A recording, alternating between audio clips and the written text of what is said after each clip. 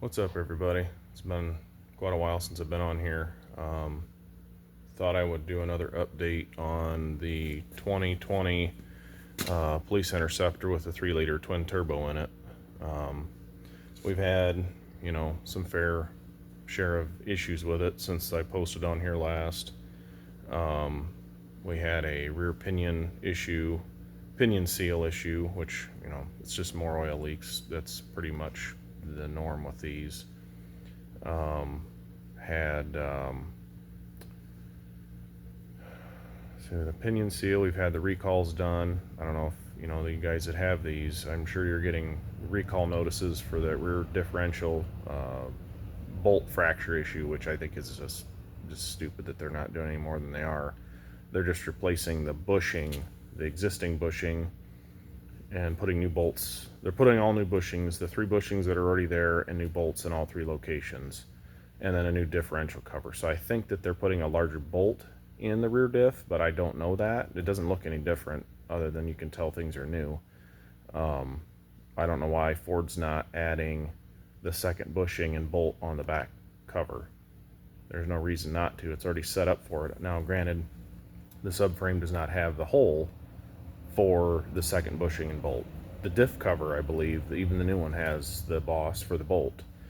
But on another note, if you guys are having issues with these cars as far as like a purge valve issue, which my phone's not going to let me flip the camera around, unfortunately, or I would show you what I have down here. Back in basically October of 24, this had a P0F0 code. Evap system high load purge line A performance. And at that time, this is something I'm trying to help you guys out if you have this issue. It has a purge valve that, from what I gather from Ford, it's not listed as a purge valve. So if you go to Ford and you tell them you need a purge valve for this particular car, they're gonna give you a purge solenoid, and that will not fix the issue. I mean, at least it didn't on mine. There's also a vent control that I changed. Neither one of those things obviously are purge valves, but when there's really nothing listed as a purge valve on this car as far as the Ford's computer parts system. So what that amounts to is when you do have like currently, well, like I said, that P04F0 code, if you have that, there's a potential for you needing a new purge valve, and you also may experience a P0496 code. Now, I have not confirmed that the issue is fixed on this car yet. I just changed the purge valve. It's kind of a pain in the butt to change. It's not in a real ideal location, but the purge valve is GL3Z9B325B, and the package, I'll try to hold the bag so you can, because like I said, my camera's not wanting to flip around because it's being stupid today. I don't know if it focused enough where you can see it or not. I'm gonna zoom in. But anyways, that is called a bracket. It's not a bracket, but that's what it's, bracket support. That's what it's listed as, is a bracket support, which is retarded. And I'm very, very confident that this is the issue, which I will try to hold the camera so you can see. This is what you will get when you order your said bracket support from Ford, which, that doesn't really look like a bracket or a support, but whatever. That's what it's listed as in Ford's parts. So on these, if you can blow air through them when it's not hooked to 12-volt power, typically that means this has failed. And that is said what is going on with this. I can blow air through that particular port, and it's restricted, but it shouldn't be able to blow through at all. Should be no flow whatsoever, but there is.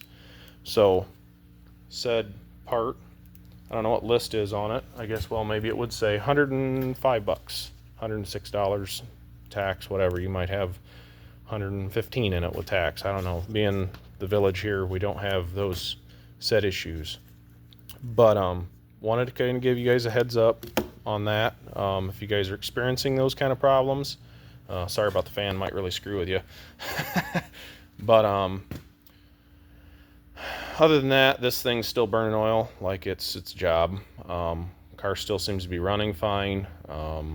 But we did, Chief did notice the other day when he started it that it huffed off a decent cloud of smoke, and that's the first time anybody's actually given me any kind of a window basically into what they, or basically the first time anyone's actually told me they saw smoke come out of it, because anytime I've got it in the shop, start it, nothing. Now I did look at the exhaust pipes while I had it in the air, and there's definitely an oil buildup in the tailpipes. There's no question. So it's burning the oil. And it must be like a valve guide seal issue, because it's on cold start. Like right now, if I start it, it won't smoke. And you bring it in, you throttle it, you rap on the throttle, no smoke, none. Not at least visible to the naked eye. So yeah, just wanted to kind of throw this out here. I'm trying to think what issues we've had with the other cars. We've had, you know, our fair share of issues. It's always seems like seals are very problematic. I can't show you on this particular car, but because this is the 3-liter, it's different from the 3.3s. But man, I wish I could flip my camera around. I'll try to hold it in that general vicinity. So where you see this heater, good grief, brain can't function. The air box down below that on the 3.3s, which granted this is a little bit different, but hypothetically it's the same.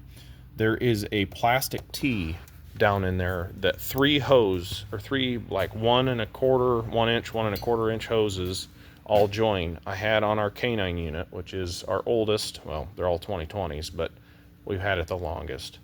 That had a coolant leak, and that T crumbled like a piece of sand. Like it was leaking and I touched it and the thing broke.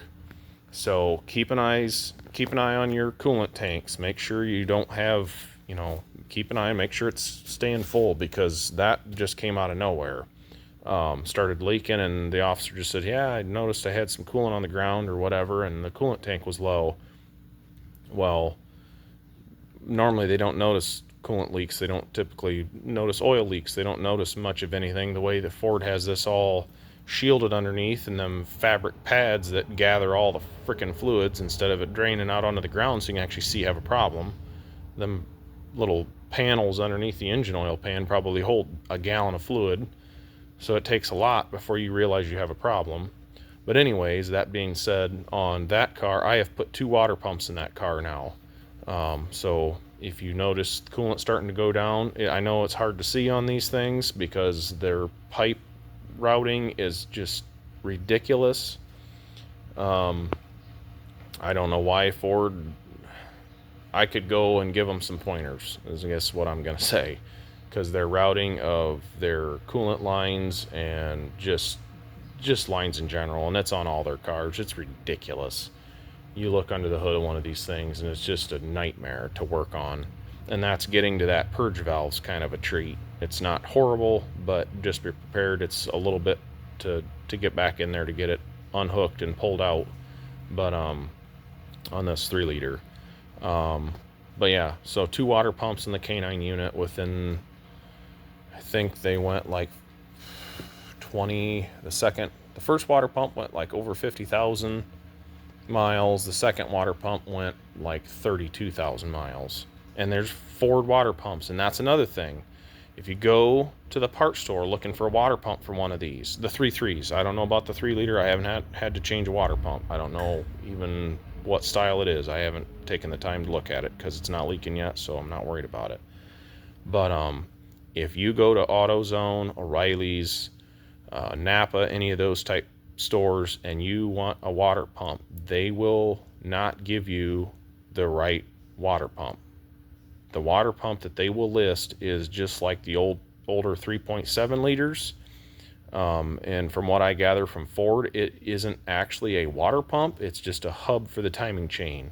If any of you are familiar with that and how that design is another retarded thing of Ford, in my opinion. I'm a Chevy guy. I'm sorry. I like my Cummins, Duramaxes, pretty much anything GM. I know lately stuff's really fell down in quality across the board, but I'm still a GM guy at heart, no matter what kind of garbage they're producing now. And in my opinion, anything new is junk. So they're, oh man, and I lost my train of thought just that quick. Where was I at? Can you guys remind me?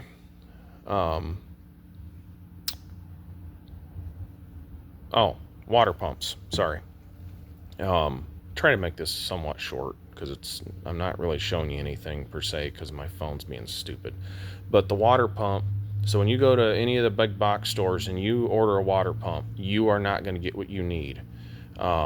I'm not going to say that internal unit is not leaking, but all it is a hub for the timing chain to go around. As far as I know, there's no impeller. There is obviously a seal around it, so there's a possibility that if you've got an external leak and you look and your external water pump is not leaking and you have a coolant leak, there is a possibility, I suppose, that it could be that internal hub. Sucks to be you, honestly, if that's the case. Like the older 3.7s, I think Ford pays 14 hours to change that water pump.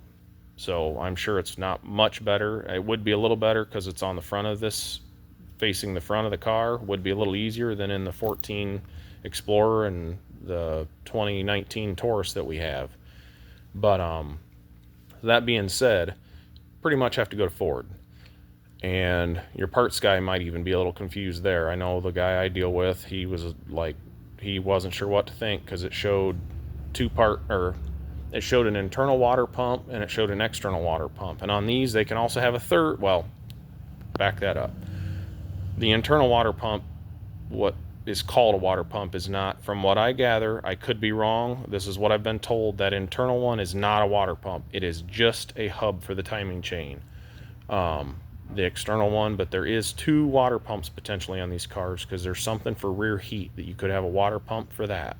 So just keep that in mind. That is something altogether different that I don't believe you would have any issues with. But again, I don't know that. Daggone, I don't know what that noise was. But just trying to help you all out. If you got one, best of luck to you. They are very problematic. Be prepared to have a lot of maintenance issues and stuff, because just keep your eyes peeled, because you never know what it's going to be the next time. So yeah, for all you that tune in, I know it's been a while. I'm sorry about the long delay. I've been needing to throw something on here and I haven't done it. I'm hopefully here in the future going to be putting some more videos on. I did change the name of the channel, took it from my original thing I did all those years ago to Clawhammer Customs. I use a lot of claw hammers for a lot of different things that you're really not supposed to, so I thought, man, that's kind of fitting, why not? So but yeah, hopefully going to be posting some things around the house, barn, shop type things here in the future. Not exactly sure when, but we'll see. So thank you all for watching, and we'll catch you later.